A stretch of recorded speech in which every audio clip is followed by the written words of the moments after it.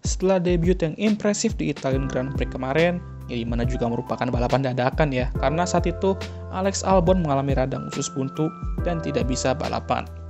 Nick De Vries telah memancing perhatian para fans F1 dan mulai memunculkan perdebatan mengenai apakah dia layak untuk berada di F1 untuk musim 2023. Sebenarnya persoalan ini tuh udah muncul semenjak 2019 ya, di mana ia berhasil meraih gelar juara F2 dan sempat hangat lagi saat 2021, di mana dia menjadi juara dunia Formula E.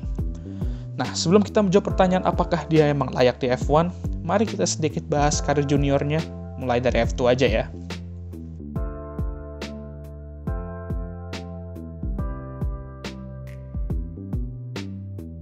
Sebelum bergabung ke F2, Nick sendiri sudah pernah menjuarai Eurocup Formula Renault 2.0 dan Formula Renault 2.0 Alps di 2014. Di 2017 dia balapan di F2 untuk pertama kali bersama Ray Pax. Dan dia meraih kemenangan pertamanya di Sprint Race Monaco Grand Prix, lalu meraih 3 podium lainnya sebelum summer break. Lalu saat Belgian Grand Prix, atau lebih tepatnya sebelum Belgian Grand Prix, ia pindah ke Racing Engineering dan meraih posisi kedua di Belgian Grand Prix Sprint Race. Dia akhirnya finish posisi ke-7 di klasemen, rookie tertinggi kedua saat itu, karena rookie tertinggi saat itu ialah Charles Leclerc yang meraih juara F2 di musim pertamanya. Lalu di 2018, dia bergabung dengan Prema Racing bersama pembalap Indo kesayangan kita semua, yaitu Sean Gelael. Prema Racing dapat dikatakan sebagai top tim ya di F2, apalagi tim itu sempat membantu Charles Leclerc meraih juara musim lalu. Namun dia mengalami start yang cukup pelan dengan meraih 2 podium aja, dan tentu saja ini membuatnya sedikit ketinggalan jauh ya dengan rival-rivalnya. Kemenangan pertamanya di 2018 datang di Sprint Race French Grand Prix, lalu meraih kemenangan keduanya di Feature Race Hungarian Grand Prix. Lalu semenjak itu performanya meningkat dan meraih kemenangan di Belgian Grand Prix Feature Race. Namun ini semua hanya dapat menempatkannya di posisi keempat klasemen di belakang legendaris Sandin yaitu George Russell, Lando Norris, dan Alexander Albon. Di 2019, dia menjalani musim F2 ketiganya dan kali ini ia bergabung dengan ART dengan sang Lord dan GOAT Nikita Mazepin. Di musim ini gak ada lagi excuse dan mau gak mau dia harus perform karena ini udah musim ketiganya. Tapi lagi dan lagi, dia sempat mengalami start yang cukup pelan, namun perlahan bangkit, dan kali ini lebih cepat dari musim lalu bangkitnya. Dan mulai settle tuh. Dia meraih kemenangan di Sprint Race Spanish Grand Prix, Feature Race Monaco Grand Prix, dan French Grand Prix. Lalu beberapa podium setelah itu yang dimana ia cukup konsisten kembali meraih kemenangan di Russian Grand Prix Feature Race. Hal ini cukup untuk akhirnya meraih gelar Formula 2. Walaupun dia meraihnya di musim ketiganya, dan saingannya nggak terlalu berat saat itu, karena hanya saingan dia itu cuma Nicholas Latifi waktu itu. Ini tetap achievement yang bagus. Namun saat itu, seat F1 sangat sedikit, dan malah King Latifi yang dapat seat di F1. Akhirnya Nick De Vries bergabung di beberapa ajang balapan seperti Endurance Championship dan Formula E bersama Mercedes AQ. Di sini juga ia menjadi test dan reserve driver Mercedes. Musim pertama Nick di FI cukup sunyi sih, di mana ia hanya meraih 1 podium dan finish posisi ke-11 di standings. Tapi ini musim pertamanya, jadi kita bisa kasih dia keringanan lah ya. Tetapi di musim keduanya, di mana saat itu persaingan buat juara dunia bener-bener lagi sengit-sengitnya. Kalau nggak salah, kalau gue inget tuh 10 pembalap tuh, atau bahkan lebih ya, bisa meraih gelar juara saat itu. Pada akhirnya Nick De Vries berhasil meraih gelar juara dunia Formula E. Dan disinilah muncul lagi tuh rumor-rumor bahwa dia bisa aja balapan di F1 untuk musim 2022 dan layak gitu. Ya pada akhirnya enggak sih, dan hanyalah rumor aja sih sebenarnya. Musim ketiganya di Formula E, dia tidak tampil impresif dan hanya finish di posisi ke-8 di klasemen. Sedangkan rekan timnya Stoffel Vandoorne menjadi juara dunia berkat konsistensinya.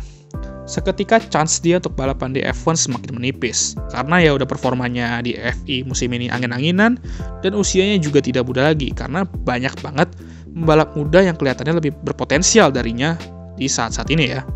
Tetapi dia menjalani 3 free practice di musim 2022. Yang pertama bersama Williams Racing di Spanish Grand Prix, lalu dia tampil lagi di free practice di French Grand Prix bersama Mercedes, dan di Italian Grand Prix dia tampil bersama Aston Martin. Nah, di Italian Grand Prix inilah Nick De Vries akan menjalani minggu yang paling besar dalam karirnya, di mana ia akan menjalani FP3 qualifying, dan balapan tentunya di Italian Grand Prix ini bersama Williams setelah Alex Albon dikabarkan sakit dan tidak bisa balapan.